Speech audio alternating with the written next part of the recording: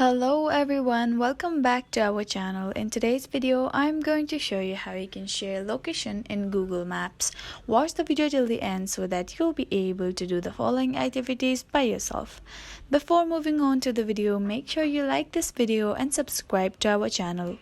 Okay, now let's move straight into the video. Open your Google Maps on your phone.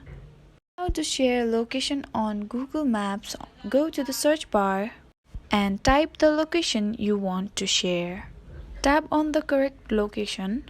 Now in the bottom side, there are various options such as directions, start, tickets, directory, save, and then share. You want to tap on share. We can see there are various medias that we can share our location from. I'm sharing through Instagram. You can share through any of this. Now tap on the people that you want to share this location with.